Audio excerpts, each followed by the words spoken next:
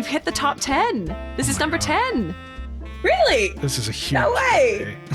What a time to be alive. This is very exciting. All right. This is When Rom Met Com, the podcast where we break down what makes a date movie a great movie.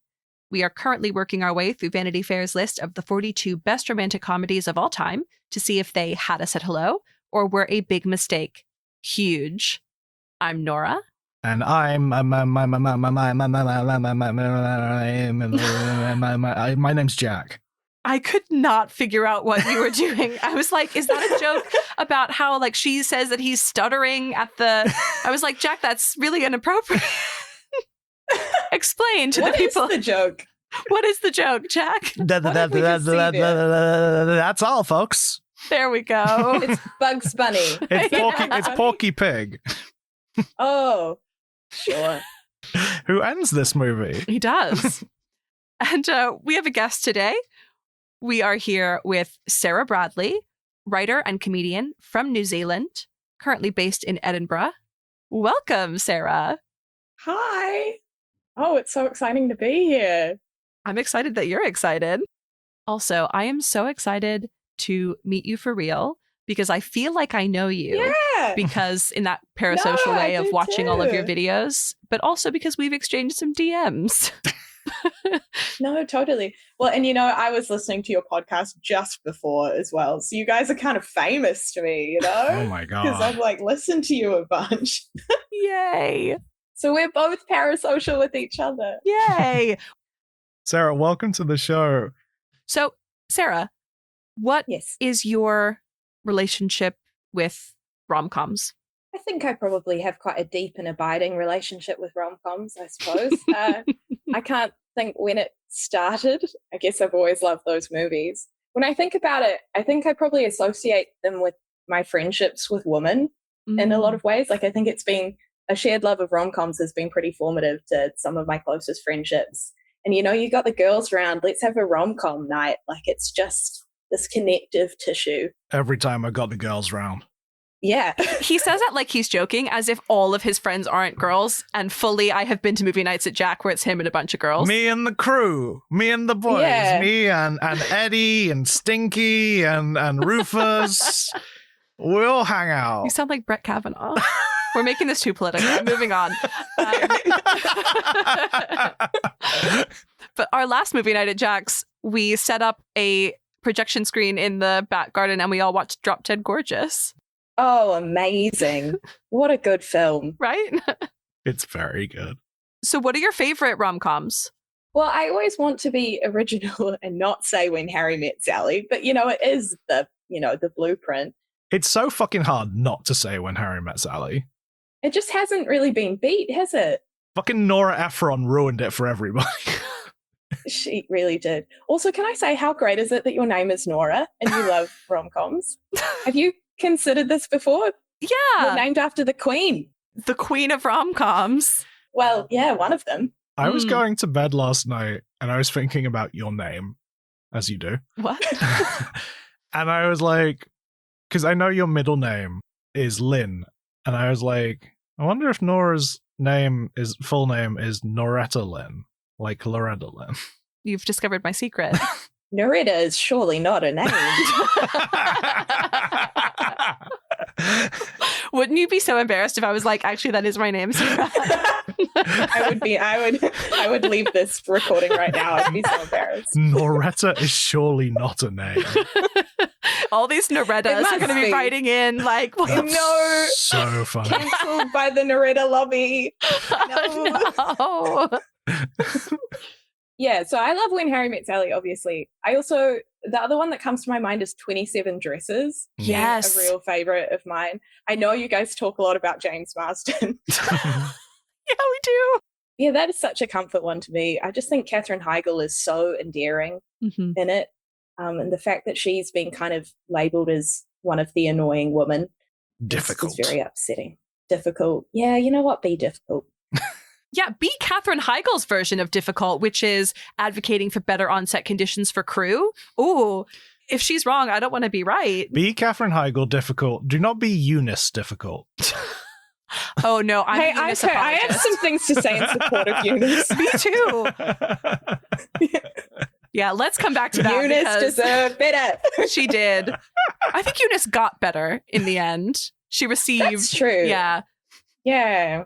So we have discussed your views on rom-coms. What is your relationship to this movie specifically? This is one you requested, so tell us. This movie is What's Up, Doc? Oh, good point. What's up, Doc? Well, I actually had no relationship to this movie. You guys sent me a list of films, and I knew all of the other ones so well that I thought it would be cool to do something I had absolutely no concept of. I wasn't sure what to expect. I guess I watched Bringing Up Baby in preparation because I'd seen that it was kind of inspired by that. I found Bringing Up Baby to be extremely stressful. I found it way too hectic. Katharine Hepburn was just all over the place. And I was worried that I was also going to get really high blood pressure watching this movie. But I loved it. It was so great. That's my relationship with What's Up, Doc. I love that. Shall we have some stats? Please. Good, I've been chomping at the bit. He's desperate to give us these stats. Directed by my boy Peter Bogdanovich. Peter Bogdanovich, a fascinating director, big guy in New Hollywood. Last thing he ever did was appear on screen as the director within the film in It Chapter 2. He's directing the film that James McAvoy has written. Oh. It's a really weird cameo. Wow. I love that. Peter Bogdanovich, if you see a picture of him, he's very recognizable. He's come up on this show before because on our His Girl Friday episode, we talk about how he interviewed the director Howard Hawks. And it turned out that everyone had seen that interview apart from Nora. Oh. I'm the personality hire. This stars Barbara Streisand, Ryan O'Neal, Kenneth Mars, Austin Pendleton, and Madeline Kahn. This was released on the 9th of March, 1972. But yeah, that makes this movie 54 years old. Wow. Yeah. This was made on a budget of $4 million and had a box office at $66 million. Wow. Yeah. Wow. And it has an 88% on Rotten Tomatoes. Okay. IMDb describes it as the accidental mix-up of 4 identical plaid overnight bags leads to a series of increasingly wild and wacky situations. I really appreciate the specificity of that. We must know they're plaid. Right. Yes. You disagree that they're plaid? No. I disagree that is the basis of the plot. I think that the mixing up of the bags is the subplot.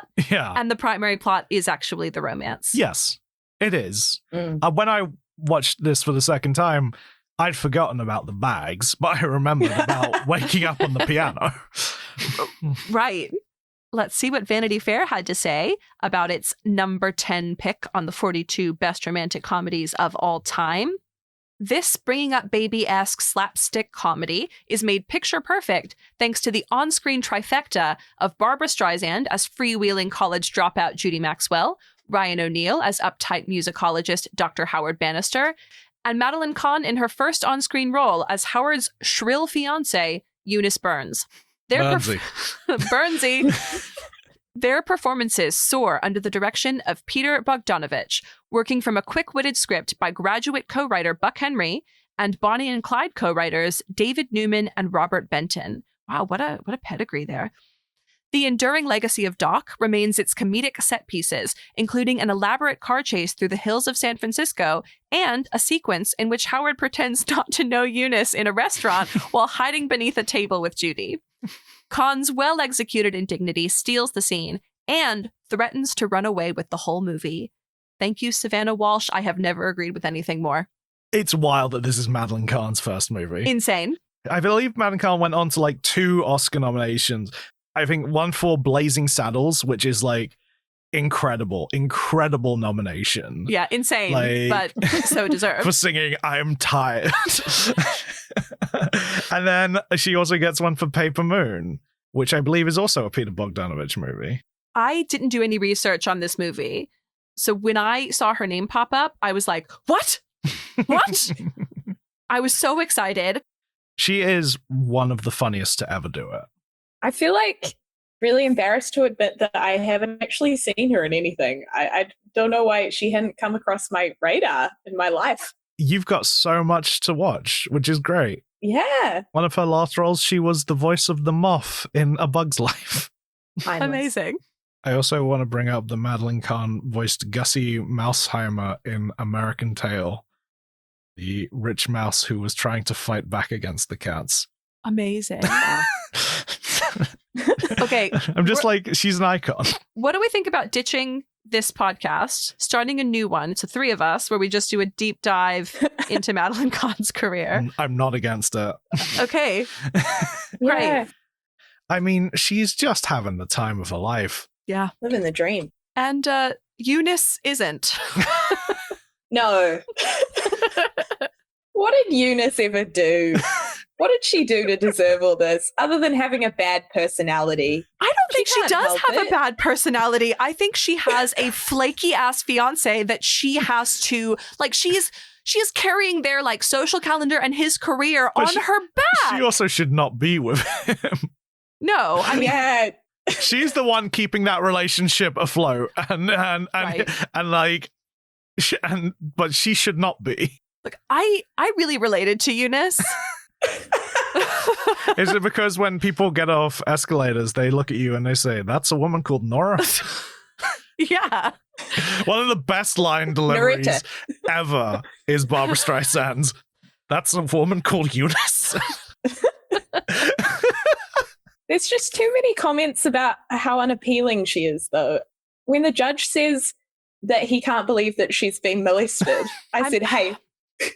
I'm so glad you said that because I made a note about that. That set feminism back. That set like everything back like 100 years, It that did. line. It's that is the most unfortunate line, I think, in this film. It reminds me of the single worst joke in Big Bang Theory where, Oh, God. right, Crowded field. the worst one where Amy says, oh yeah, like I was really uncool when I was in college. I once passed out drunk at a frat party and woke up with more clothes on. Oh, Oh. And grim. Penny and Bernadette sort of play it like, oh yeah, that is embarrassing for you. Was that not made by the same man who did 2.5 Men? Yeah, it Yes. I feel like we don't think about that enough. I think about that. But we also don't think enough about how he is the man who wrote the Teenage Mutant Ninja Turtles theme song. Is that right? Wow. I've never thought about that once. Not one Yeah. single time. Yeah, we don't think about it enough. He is the man who wrote Donatello Does Machines. And you can tell. I want to clarify that I'm not a Big Bang Theory hater generally, but that It had its particular place. joke is hideous, and that's what I thought of immediately when we got that line about Madeline Kahn. He looks her up and she says, they tried to molest me, and then he looks her up and down and says, that is unbelievable, as if you have to be attractive or likable or whatever he thinks she's missing to be assaulted. That she's not. Well, right, also she is, but also she doesn't Yeah. have to be. No. That's not how that works. I just was No, I like, think I'm coming at this from the wrong angle. Mhm. oh no, they're both completely correct and reasonable angles. I was just like, whoa.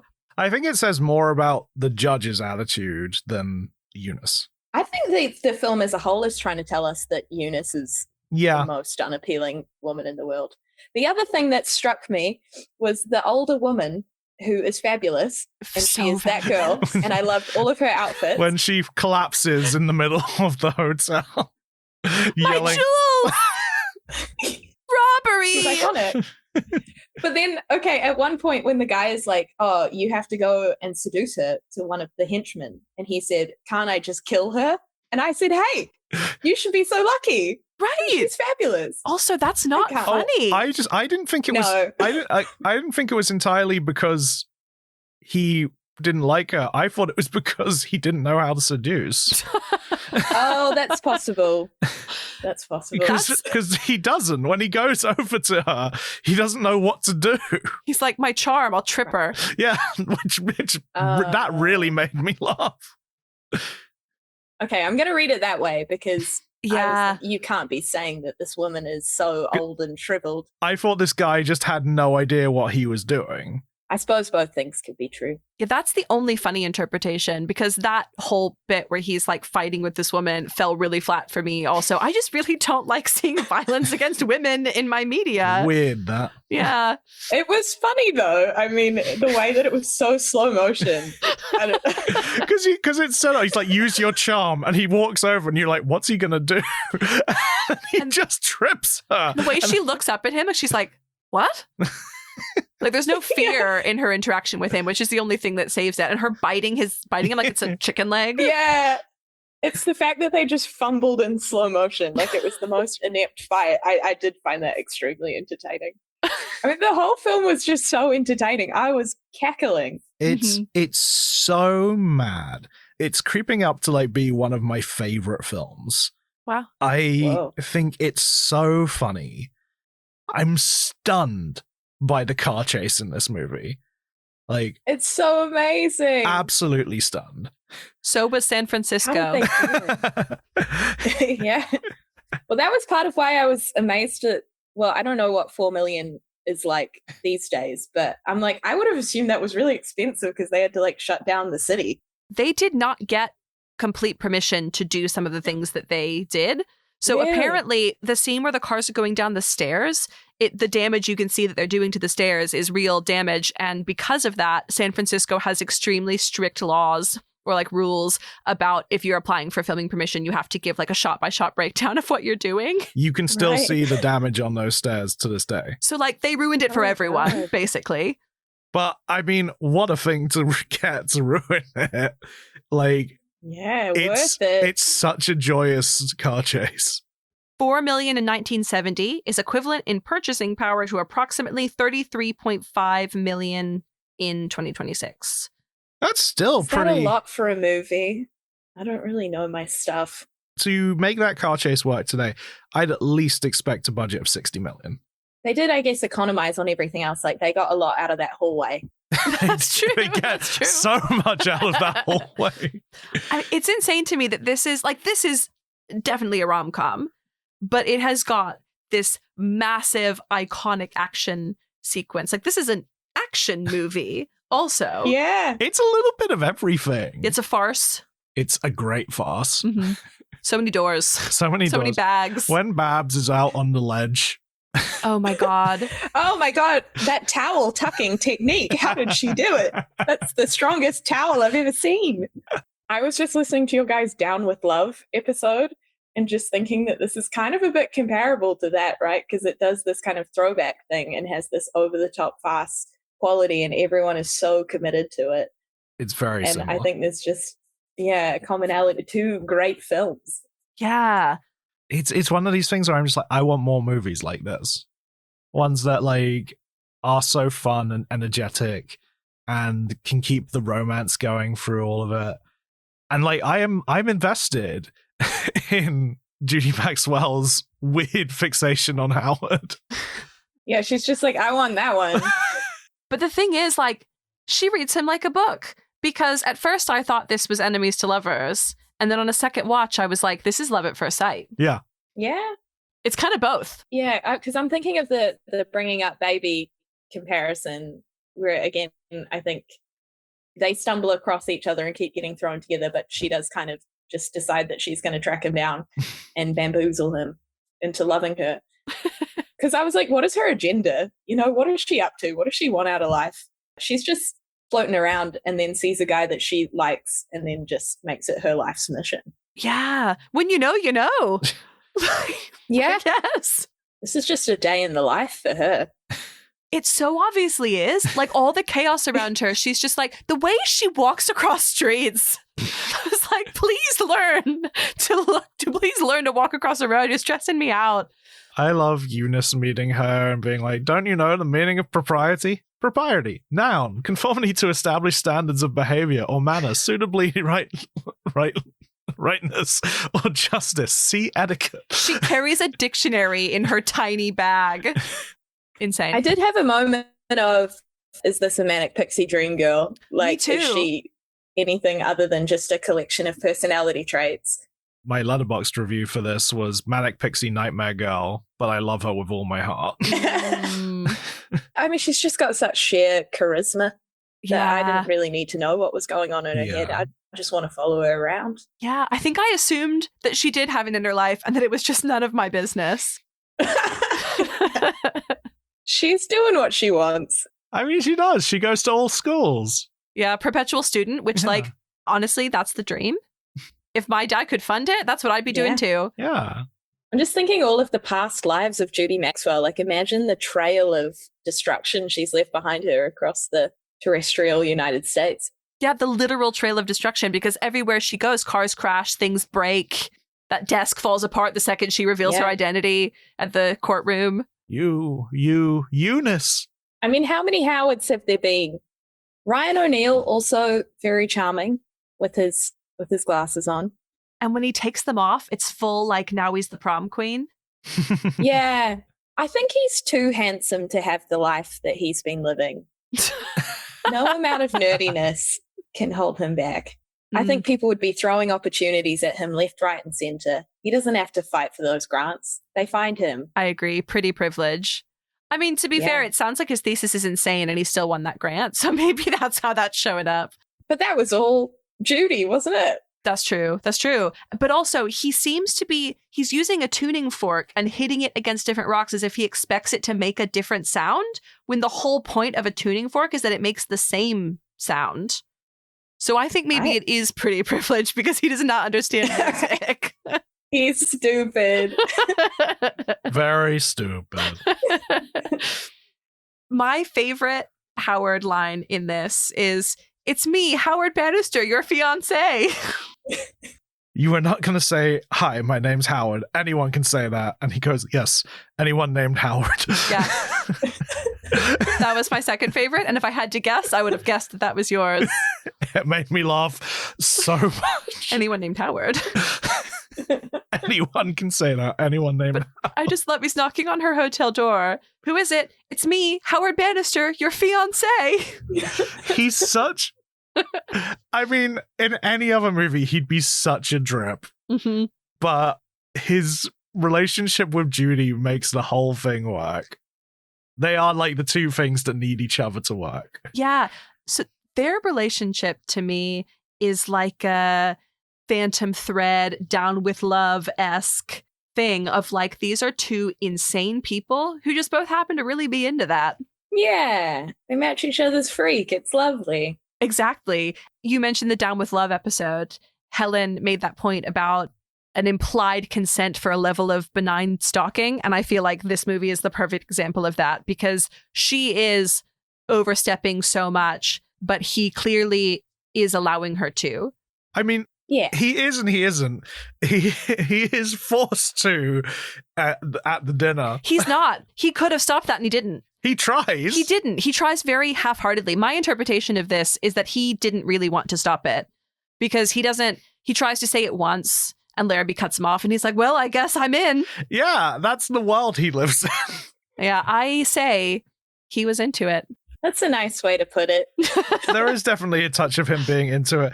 I do think, like, I feel like he tries a few times to the point where he does break the fourth wall and tells the audience that he's in a nightmare. Right. Which it does feel like. It feels like that world where you're trying to say something and no one is letting you. Yeah. And like, you just go, you, Eunice. And it's, like, it's so, that whole sequence is great. And everybody just falls in love with her. Well, the note that I made on my phone was that these nerds have never seen a baddie before. They were so overwhelmed. Truly. She was working that room, inspiring. Yeah. Telling them all that story about how he saved the plane. Landed the plane. I think, my logic for him being into it right from the beginning and for this being a love at first sight story. So when they first meet in the drugstore at the hotel, she looks at him, she makes like eye contact with him, and he goes, "I forgot why I came in here." And she's like, "Headache." And that same interaction is repeated 2 other times, a lovely rule of 3, where they have sort of an intimate moment and he goes, "What was I saying?" And she tells him what he was saying. and it escalates each time. So the first time in the drugstore, and then must you stand quite so close? I'm very nearsighted. Where was I? And then the next time they're kissing, where was I? Eunice. Who's Eunice? So it's like each time she gets physically closer to him, it's love at first sight. He's into her right away. Yeah, I mean, I 100% believe that. I think he was doing everything within his skill set to object to it. I think she's kind of wearing him down. I have you guys seen The Lady Eve with Barbara Stanwyck and Henry Fonda? No, I haven't. It's kind of a similar thing where she is a con woman who decides she picks him as a mark, and then she decides that she loves him. And just the whole thing is him kind of doing a very similar Howard Bannister protest while she just completely like bombards him with her charm, and he is just worn down. And I feel like maybe that's what happened here. I do feel like he was not equipped to put up a protest, and so she got him. So it's a skill issue. I think maybe. I mean, Yeah. he is a sub if you've ever seen one. True. Yeah, but he's happy to be there, we think. You know, he's grateful for it. Yeah. Well, I mean, he has Eunice like walking him like a dog. That's true. Should we talk a little bit about the plaid bag? Yeah. Was it on? I have two questions. One, was that bag on sale? Two, does no one look in their bag anymore? Does everything in those bags weigh the same? Right. Yeah, one is full of rocks and one is full of top secret files. And one is full of like underwear? We get clothes. But also, how did she do like 3 costume changes without ever looking in her bag? It's a lot of bag practicality and bag choreography issues for me. That's my only criticism of this movie, is I couldn't keep track of where the bags were. Yeah, you can't. It's impossible. Someone mapped it out in the IMDb trivia. I don't know if they're right. I hate that. I hate love that. anybody did that. I think that's great. I wish I'd done it. It is a little hard to follow at the start. But again, I came to the conclusion that I didn't need to follow it. Yes, agreed. And that maybe that was the point. Maybe we're satirizing unfollowable classic Hollywood film plots. I think that's it. I think the bags are incredibly unimportant. They Not are important at all. They just set up the chase scene. They do. And they just sort of set up like just the madcapness of the hotel. Mm-hmm. And just everything that is impacting on Howard Bannister's life. This is like the worst hotel in the world. Truly. Though, special Oscar to the actor who plays the hotel manager. In his one scene with Ryan O'Neal is so funny. I am manager of what is left of the hotel. I'm terribly sorry about the room. That's okay. We have a lot of them. Pitch perfect stuff. For me, it's the rival musicologist, the Croatian guy. He is doing so much. That is Kenneth Mars, who's another Mel Brooks regular. He's the original Franz Liebkind in The Producers. He is Inspector Kelp in Young Frankenstein, and also very well known as King Triton in The Little Mermaid. Really? Wow. He's the voice of King Triton. That's wild. Yeah. I didn't know I was in the presence of royalty. He's so He funny was in this. great. He's really good. He's always very funny. We talk about this on other older movies, but people had such great faces. Everyone in this movie has a face. Yeah. They all look so great. Everyone's so distinct. Everyone's got real character to their faces. Mhm. And you love to see it. It's such a joy. And it is something similar to what we talk about on Down with Love, where everyone is on the same page. Mhm. Everyone is acting in that same movie. And it's so well done. I think you're right, Sarah, about it being like a sort of pastiche or a satire of unfollowable movies, because they have that line with the judge at the end. Like, is that clear? No, but it's consistent. Yeah. I mean, when the judge is, when Ryan O'Neal is giving the explanation of what's happened in the movie. So good. The one who was my wife, the one who was not my wife. Neither. There's a third one? No. Neither of them are my wife. The woman I'm engaged to and the woman who is not my wife. I love just like the choreography of it all as well. The scene in the hotel room where like everything's on fire. It was making me think of that one episode of Community.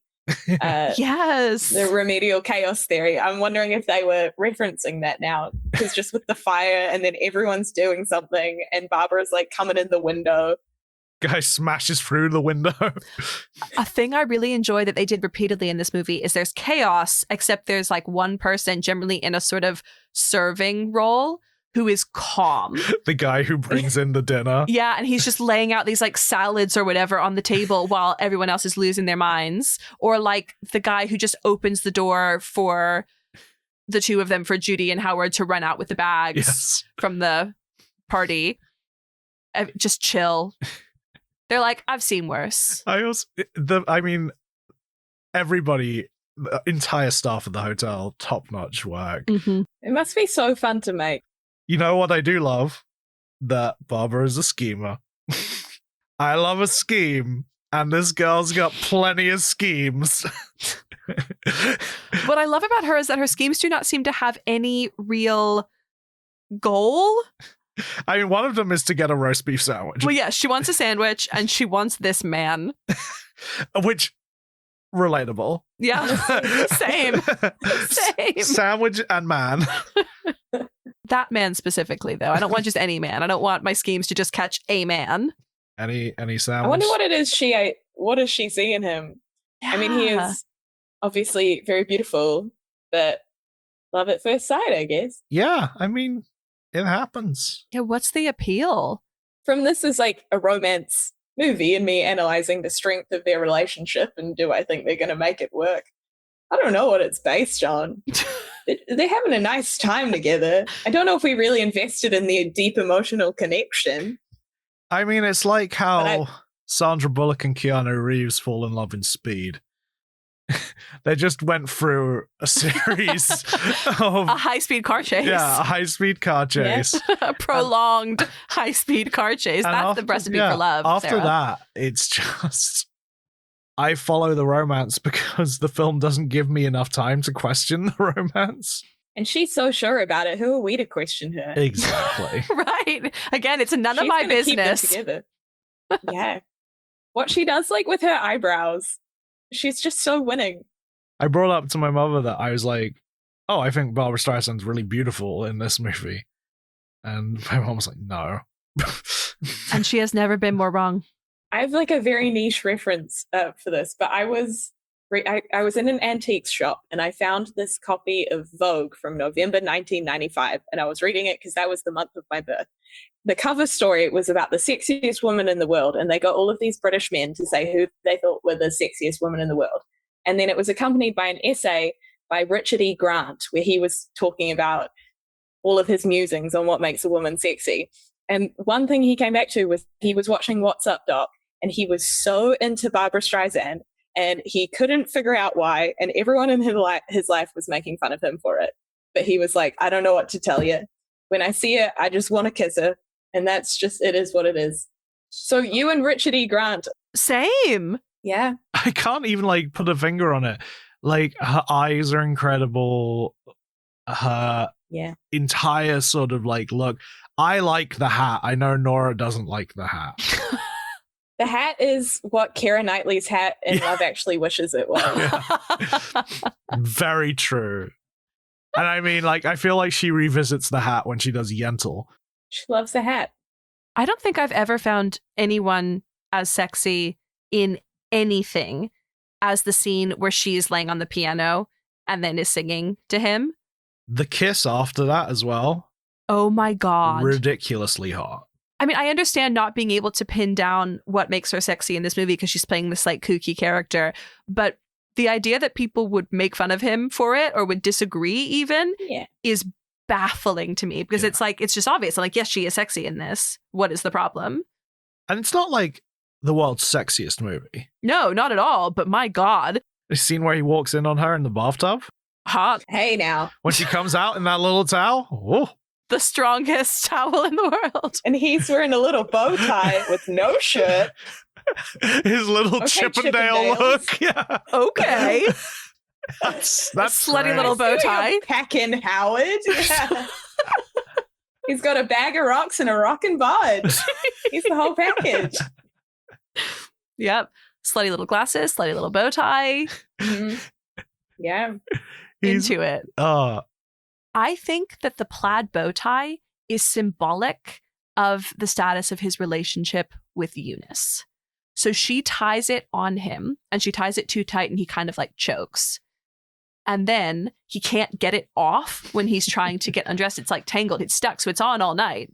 But then, right before he walks into the room with the piano, he pulls it off easily in one tug. And then he's free to actually fall in love with this woman. I think you're right. Thank you. yeah, There was I love definitely that. a lot of him tugging there. Yeah, I just Why felt... is there so much plaid? He had the plaid cummerbund on as well. Welcome to the match 70s. his bag, but then everyone else has the same bag. Okay, another question. It was actually. the bag of the time. The bag. Rather than which character would you be, which bag would you be the contents of? Well, Sarah's the jewels. Top secret files. Oh. I love how you said, I'm top secret. Secret I'm files. top secret. No one knows. I'm a danger to the government. The people deserve to know. I'm the musical they deserve rocks. to know. Yeah. You're the musical rocks. I see that for you. I'm the gems. I want to take it back. I want to be the jewels. You two fight. Yeah. In slow motion. Slow motion fight. I'm Barbara's clothes. Yeah.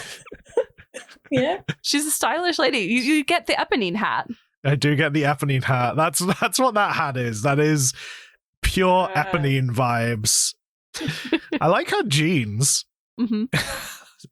She's having her big makeout scene with him. You just get a nice shot of her jeans. Oh yeah, that outfit is actually my favorite outfit is when she's Burnsy. Yeah. With the black choker. Oh my god. And the white over the fitted black the top. white suit. Whew. Yeah. Whew. The purple top she wears in the piano scene, I was blown away. Yeah. I thought, wow. When Eunice is trying to get into that dinner, Insane. being dragged away. It is It is such an exclusive dinner. You have no idea. Full security team being like, everyone's trying to break into the musicology conference. This couldn't possibly be an admin error.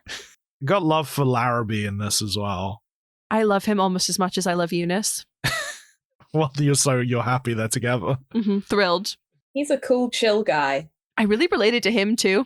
He is a big reason why Judy is able to be Eunice. He is the guy who's kind of shutting Howard down a lot of the time when he's trying to explain. And he's just like, oh, enough, Howard. I'm listening to this story. He is very pompous in that sense, but perfectly so. He's really working in Howard's best interest because everything is better when Judy is just running the show. Mm-hmm. I was about to say when Judy is Eunice, but then I love Eunice, so I wouldn't want to wish her out of existence. And I did really feel for her. My notes are just I'm in love with Judy Maxwell. Imagine being so enchanting that you could literally ruin someone's life and they'll still fall in love with you immediately the second you start to sing. Welcome to every relationship I've been in. You know, when you just have this totally unrealistic view of yourself and how wonderful and charming and delightful you are, in my head, that's what I am. That's amazing. When I sing and I'm draped over a piano, I'm everyone in this room loves me. It's a dream. It's like the Little Mermaid dream that someone hears your singing voice and is I must find her. Exactly. I think this is a common fantasy. It all comes back to Kenneth Mars. Whoa. So true. I love her and Ryan singing at the end because he cannot and she can. He's not terrible. I think he's fine. He's struggling to keep up with her. Well, yeah, you would. Which is how it should be, because Howard is always struggling to keep up with her. It's so true. It's very accurate. Very good point. Did you guys catch the line at the end being a reference to one of his movies? The love means never having to say you're sorry. Is it a reference to Love Story? It is, yeah. And then he's like, that's the dumbest thing I've ever heard. I thought that was wonderful. I love it when people do stuff like that. Ryan O'Neal was in this movie called Love Story, and there was this famous line that love means never having to say you're sorry. And it's like a sappy melodrama, I think, in the vein of, what's the one with Mandy Moore where she is ill? A Walk to Remember. A Walk to Remember. Yeah, I think it's like a melodrama where like the girl is sick. Oh. And it was like a famous movie of his. So they took the opportunity to point out that that is a dumb thing to say. And love should involve saying you're sorry. Love Story was like one of the biggest hits of the 1970s. It made $173.4 million at the box office. Wow. Like, it was nominated for Academy Awards. As far as I can tell, nobody actually likes Love Story. Yeah, I haven't seen it. No, nor have I. According to the Wikipedia, a lot of criticism is down to having the main character having an unspecified disease that only seems to affect her in making her look more beautiful before she dies. A Walk to Remember, yeah. Every sick girl just kind of looks snatched. Stricken with old movie disease. Sarah, I have such an important question for you. So Please. One of your genres of videos, one of your videos that I really like is your sort of grid ranking system for like, in what way is a man hot? Mm-hmm. Can you please explain that concept to our listeners and then rate some of the men in this film on it? Sure thing. Yes. Well, it's a very simple framework. It's that attractive men can be cute, pretty, handsome, or sexy. Mm-hmm. And there is an amount of explanation I could put into that, but we all kind of know, you know? Mm-hmm. We know. Yeah, we know. We know. Well, I guess thinking about Howard, he's obviously very handsome. Mm-hmm. The glasses amplify that, possibly. But I think his general ineptitude puts him into the cute category. Would you agree? I see that. Yeah, I think I would. I think there's to be sexy, you need a certain amount of being suave, being able to get through life, probably. Yeah. He is like a little baby bird who needs to be shepherded through. And that can only really be cute. He has one moment, maybe two moments, where I think he like vacations in sexy for a second. That's true. It's when she says, he says, you mean well, but you're just different. And she goes, I know I'm different, but from now on, I'm going to try to be the same, which is a very funny line, first of all.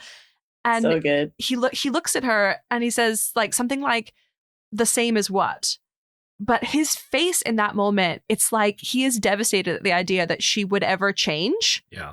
And it's that's beautiful. Like, it's so deep and sincere and like grounded in just this one moment in this insane movie that I was like, it took my breath away. And I was like, that is sexy. I don't know. That and when they're like, when he's looking at her while she's singing is one of the hottest things I've ever seen in my life. It's got the yearny eyes. The yearny eyes. Just, okay, I realize I was a bit quick to say we all understand those categorizations. If there is someone on the line who feels a little unclear, do you have like an archetypical, like, this is the cute one, this is the sexy one, this is the handsome one? What was the other one? Pretty. Do you have like an example of each of the categories? Yeah, I do have some. In my last kind of fringe show, it was a 10-minute segment, and I have multiple pictures of all of them and do some case studies. So I guess top of mind, cute, I often refer to Tom Holland. Mm-hmm. He is mostly cute, except for when he did the lip sync battle to Umbrella. Mm-hmm. He was sexy in that moment. Yeah. I think I need to say that a lot of hot people are all of these quadrants, but it's kind of a predominant energy at various times. Yeah, I get that. And then pretty, Timothy Chalamet's in a bit of a flop era, but he generally has been pretty. Yeah, no, so pretty is kind of a bit like soft, feminine, the kind of people you might call a straight twink tends to be in the pretty category. Handsome, I feel like if I think of Gregory Peck, I think is handsome. You know, you've got your kind of classic old Hollywood thing. Often you'd say Idris Elba is a classic handsome man. If you could be kind of tapped to play James Bond, that's very handsome. Mm. And then sexy is a very big catch-all. It's more about the energy and charisma. Mm-hmm. I often would say Matt Smith is a kind of interesting sexy choice because he is a weird looking guy, but there's just something about him, right? Like he's got this energy that it would be quite hard to put him into any of the other quadrants. And that's why he's in sexy. Where would Glenn Powell land? I was literally just about to ask that. Glenn Powell. Yeah, because he has kind of interesting features in some ways, doesn't he? I think he's a bit too kind of chiseled to be pretty. Yeah. Mm-hmm. He is sexy. He is sexy. I think I'd probably put him in sexy because he is a little bit unconventional to be handsome. Oh, see, I would have put him in handsome. Like, I would have put him like straddling handsome and sexy. I think it's his ability to be very goofy. Yeah. That maybe is what makes him the sexiest. Yeah. But he does at times have that. There is something very conventional about him in some ways that is more sitting in handsome. But in other ways, he feels unconventional. So this grid system of yours is very fresh in my mind because I commented on your heated rivalry, like ranking of the men video, and people keep liking my comment. So it keeps like coming back into my notifications. Tell me about the thesis statement of that video because I think it's very, very funny. Oh, it's that. I mean, as we all know, Hudson and Connor and Shane and Ilya are very different to each other in real life. And that's part of the brilliance of it. Ilya, the character of Ilya Rozanov, is extremely sexy. The sexiest man that's ever existed. Connor's story, aside from, I guess there's a lot of photo shoots I could think of that make me want to swoon. But generally his presentation in life, his kind of youthful energy makes him cute. Shane Hollander is generally a pretty cute character. I think in some ways on a Howard Bannister level of being slightly bamboozled by his love interest and just kind of needing a bit of help through the world. So Shane is very cute. Hudson is very, very sexy. And so I think it demonstrates the flexibility of it, right? It's not all about your face. It's about how you move through the world and confidence. And it's about the vibe. Wow, I could talk about them all day. But yeah, I'm a big fan. I love your work. Thank you so much. It really makes it worth it. Every time I get my camera out and I'm like, what the fuck am I doing? You're doing Why it am for I Nora. filming myself? You're literally doing it for me. It's for me. And that makes it worth it. That does make it worth it. I have an important question to ask both of you. Okay. If you were a character in this movie, who would it be? Eunice. Yeah, honestly. I didn't even have to think about that. I'm Eunice. Are you kidding? I think you could pull off that like nightwear routine for Eunice. Yeah, and the wig. I want a wig that is exactly the same as my actual hair. But styled. Yeah. Right. Into something arguably much worse. Yes. I want to be the old lady who has the jewels. Yeah. Yes. And is so fashionable. Yes. I just want to know her story. I think she's so chic. Yeah, you can be her. I see it. Get some leopard print. Thank you. Get some jewels. Yeah. There's this one like neon green number that she's wearing that I was just like, stop the film. That's the look. For the fight sequence. Yeah. Yeah. And then the pink, like, flowy thing when she's like, the jewels, the thieves, the robbery. Yeah. An icon. Yeah, I see it. Well, Jack, who are you? Huge.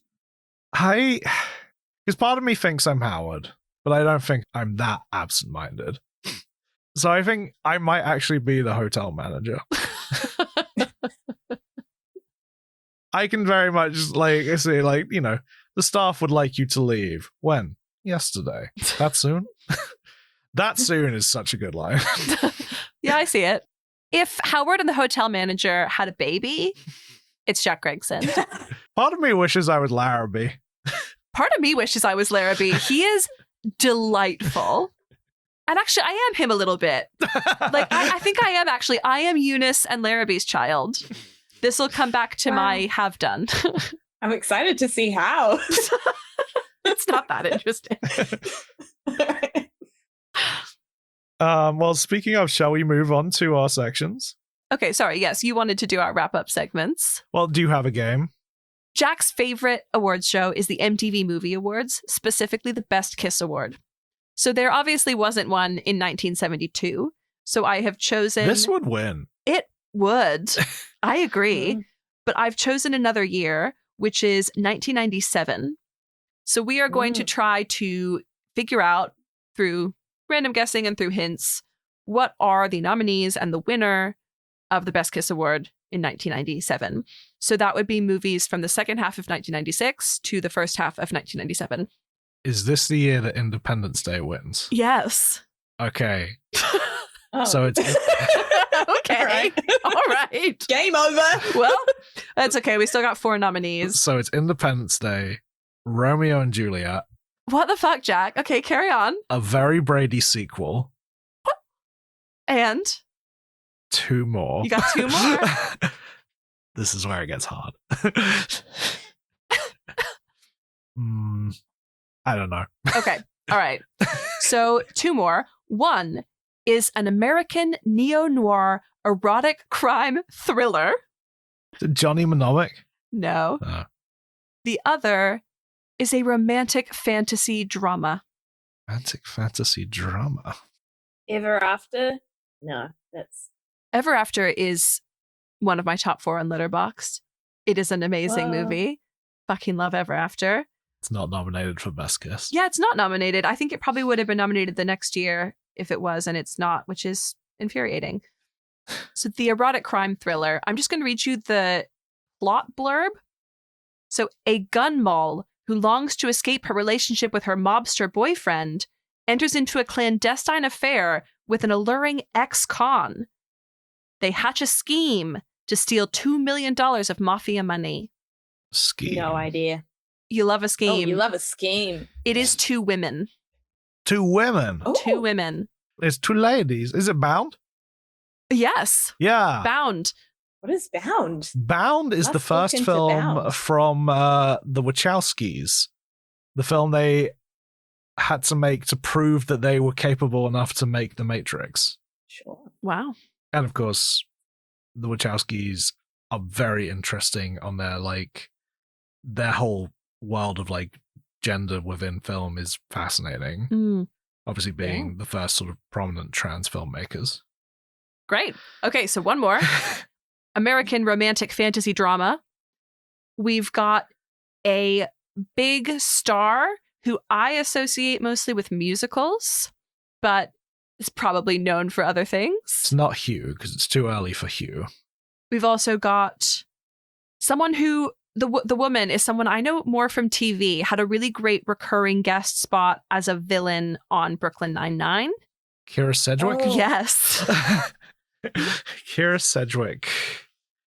Oh. And a guy who does musicals, Kira Sedgwick. but is also known for a viral awards show moment. a viral award show moment. Yeah, you'll kick yourself if you don't, once you figure out what that is. It's not Warren Beatty It's not. announcing the wrong movie. No. Yeah, I'm No. thinking of Adrian Brody kissing Halle Berry without her consent. Oh, no. Is it an Oscar moment? It is an Oscar moment. Okay. It is quoted all the time. It's Travolta. It is John Travolta. Oh, Adele Dazeem. Adele Dazeem.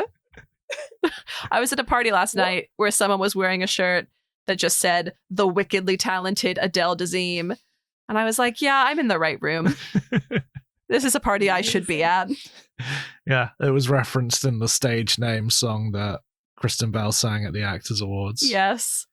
So what is this movie with John Travolta and Kira Oh, Sedgwick? fuck knows. The fuck did they do I've together? never heard of that.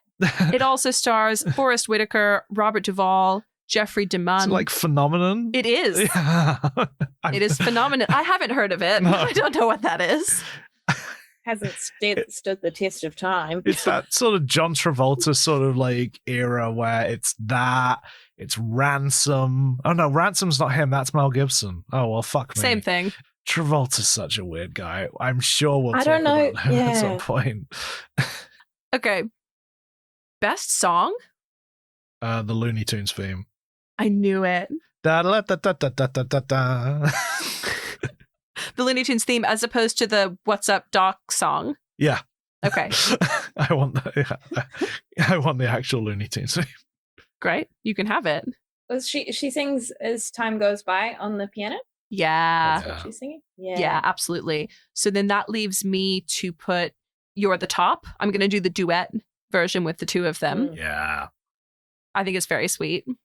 She fucking belts those notes as well. Oh my God. It's also a great song. It's also filthy. Yeah. And one of my favorite genres of music is golden age musical theater that is just raunchy as hell. Barbara's got a great album where she sings songs from like movies and movie musicals with different like celebs. Mm. And the one Fun. that sticks out to me is she does Anything You Can Do, I Can Do Better with Melissa McCarthy, Nice. which is a lot of fun. I love that. And then she does Pure Imagination with Seth MacFarlane. Oh, for the voice of an angel. I love Seth MacFarlane. That's not a secret. Big fan. Big celebrity crush. I recommend that album. You know, this isn't Barbara's first addition to our playlist. It is not. Because in Defending Your Life, the song that he dies to, not a spoiler because it's the opening scene, is Barbara Streisand singing Something's Coming from West Side Story. Oh. And that's like the only song in that movie, so it is on the playlist. Barbara, at it again. She never stops. All right, well, that was easy. Should we move on to would do, wouldn't do, have done? Let's do it. Sarah, what would you do? What I wrote down was be very taken by Ryan O'Neal as a dweeb. I don't know if I stand by that since I wrote it. I think I probably would. I think he's very charming. I'd also be swept away by Barbara Streisand. Yeah. And that's by Panic. I would kiss a girl to a Looney Tunes cartoon. You would. You 100% would. Yeah, I love the move where he reclines the seat on the plane to kiss her. Oh, That is hot. it's so good. And so romantic. Is that the MTV Best Kiss nominee? No, the Best Kiss nominee is the piano, I think. Yeah, you're right. That's the hottest kiss. But it's so satisfying, the plane bit. And they're like, did you know that I love you? Or whatever he says. It's so sweet. Pretty cute. I would marry Eunice. Yeah, And if she wasn't interested in marrying me, I would hire her as my manager. true. I feel like that woman is a star maker. Like whoever she is with is going up in the world. And I want to be on that trajectory with her. Yeah, and then maybe help her help herself because, like, someone needs to be Team Eunice. I agree. I think we've got plenty of Team Eunice right here. Yeah. Eunice spin-off written by us. I'd watch a Eunice Please. spin-off. You know there was a TV spin-off of this? Really? Yeah, Really? it never made it past the pilot stage. But there was a TV pilot of What's Up Doc, the TV series, that maybe we need to find one day. Yeah. I was really hoping you were going to say it was just like a sitcom called Eunice. Yeah, it would be good. What wouldn't you guys do? I wouldn't wear a wig if I had beautiful hair like Eunice does. When I saw her without the wig, I thought, that's lovely hair. Why is she covering it up? Baffling. It Yep, is very that's it. strange. I wouldn't try and turn a television off, yank a clearly like embroiled like cable out of the wall. That's your own fault, Ryan. Yeah, crazy.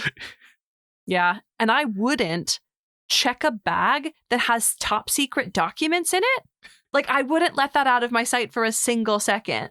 Information security guidelines. Truly. Absolute mess. I want to know what those top secret documents were. Yeah, well, he's some kind of The whistleblower. Epstein files. Oh. We could have known so much earlier. If he had ever gotten his bag back.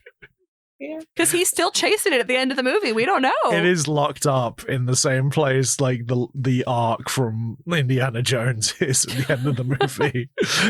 Just all four of those bags next to each other. Yeah. All right. And what have we done? I have been to San Francisco. Nice. Yeah, it's so hard to find a have done in this because everything is insane. Yeah. My first draft It's too was like, crazy. have ordered room service at hotel. Like, have driven a car. I've got to have done. I have been infuriated by people calling me the wrong name. What are they calling you? Greg Jackson. Ugh. I have been a Larrabee type and just kind of flirted with everyone in my vicinity. Yeah, you have. I really, really related to him on that because my primary form of communication is flirting. I flirt with everyone all the time. That's how I move through the world. It's how I exist. And I really felt that same energy from him. I really liked your thread about that, about comparing yourself to Hudson Williams and saying Thank you. that you also flirt with your friends in a way that scares and excites strangers. That really stuck with me. Thank you so much. Oh my God. This is the first piece of feedback I have received about a post on Threads. And this is the best moment of my entire life because when I tell you how proud I was of that joke. I thought it was really funny. I screenshotted it, sent it to my friend. Yay! I tell you this, it ain't a joke. It's very true for Nora's lifestyle. Yeah. That's wonderful. And to add to my have done, in particular, my favorite way to flirt with someone is over a piano.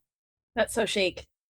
Well, I'm glad I got to quote your thread to you. I felt like I just gave you the When Harry Met Sally, like, no one's ever quoted me to me. Yes, exactly. The difference with the When Harry Met Sally moment is that she does not know she's quoting him to him. That's true. That's true. It's more organic if you That's didn't true. know. Yeah. I suppose so. You quoted me to me before. That's kind true. of. Yeah, we're just fans. We're just fans of each other. Shall we rom-com braid out? Yeah. Yes. Okay, so the rom-com braid out is a scientifically proven scale in which we rate the movies. Yeah, I think in a previous episode you referred to it as legally binding. It is legally blinding. It's legally blinding. Legally blonding. It's legally blinding. It's red, white, and blonde. It is a legally blinding, scientifically accurate, mathematically acute scale in which we rate these movies. The first part is out of 5, and the first part contains 3 smaller parts. These are leads / chemistry, supporting characters, and plot. The second part is the rom-com scale. This is a 0 to 100 scale of whether a film is more romantic at 0 or more comedic at 100. 50 being the ultimate mix of rom and com. Boom. So, lead / chemistry. It's got to be a 5 for me. Because you buy into that love at first sight. Yeah, I do. And also because throughout the chaos, I don't actually lose sight of the fact that they have chemistry. I never forget that the chemistry is what is holding up the movie. Sarah, what are you thinking? I went with 4. I think they are both absolutely extremely charming, and I do feel the chemistry. I think I probably would have liked a little bit more emotional depth to their connection. Yeah. And I am a little bit worried that he is being taken advantage of. I'm not certain that he's fully consenting to everything in the grand scheme of things, and that's holding me down. I mean, he needs it. So I was a 4 on the first watch and a 5 on the second watch. And I think that extra point comes entirely from his, like, the same as what moment. Yeah. Right. I need to revisit that. I think it's a 5 from me as well. I stand by it, like, they kind of need each other to balance each other out. Though I think Judy will always tip the scale. But he needs her in his life to make it exciting. Yeah. So's Eunice. Supporting characters. 5. Yeah. I went 5 as well. It's a barrage of supporting characters. The poster, which is the drawn poster, which is the like chase scene, which has just caricatures of all the supporting characters. What a joy to like pick out everybody, all these faces. Plot. I went 4 because I loved it, but it was confusing. Same. Exactly the same. Yeah, same. But I think it's supposed to be confusing. Yeah, I'm like, the more I think about it, the more I'm like, actually, I think that is a feature, not a bug. because it's confusing, but I'm never like, I don't know what's going on. Yeah. I guess it feels messy. Like, it almost makes you uncomfortable. Like, But Nora, what's more messy than love? God, you're so right. You're so right. Like, watching the stunts and stuff, I was sort of like, I'm a little worried someone's going to die. And I had similar feeling of like the plot. Like, I was like, I'm a little worried that this film is going to just fall off the rails. And actually, it sounded like there was a lot of chaos in the stunts. Like, the two cars crashing at one point, apparently they didn't have any cars left. And so the director just sent them to a rental agency, was like, get the crash insurance. And they just wrecked 2 rental cars and then gave them back. And one of the guys nearly drowned. Oh my God, what? I think one of the guys in the car, he nearly drowned, but he They didn't. drove those cars into the water. I thought that was insane. Yeah. And somebody, Yeah. the stunt double for Barbara, who was like on the bike, fell off and like broke his ankle. Apparently, like Right. it did feel to me like there was the stuff with like the damage to the stairs. I was a bit like, I'm sure that they had a stunt coordinator. I'm sure that it was all like very carefully crafted, but it made me feel a bit like, oh, to watch. Did you see that it was the first American movie to credit its stunt people? Yeah, Aw. which is crazy. Who needs more credit than stunt people? Like, their names need to be in the credits because you can't recognize them in the movie. They gotta be in the credits because Lord knows they've been risking their life. Yeah, Jesus, come on. Like Yeah. Ben-Hur couldn't have like thrown a bone to the people who died running those chariots. I don't think they died. But yeah, it's a dangerous and skilled and incredibly impressive job. And yeah, credit to stunt people. I mean, obviously they get credit now, but They do, but also like it's still often the award that people say that should be added at the Oscars, and they've never done it. yeah, casting just got a category, which I thought Yeah. was really great. But yeah, stunts. Stunts. And intimacy. I want to add intimacy coordinators to the Agreed. Oscars. It's going to take 10,000 years for that to happen because most of the industry does not Yeah. understand what they do. See our Nora episode for my opinions on that. Oh, Yeah. really? Oh, Oh, yeah. okay. I'll tune in. Rom-com scale. Okay, so 0 to 100, romance, comedy. Sarah?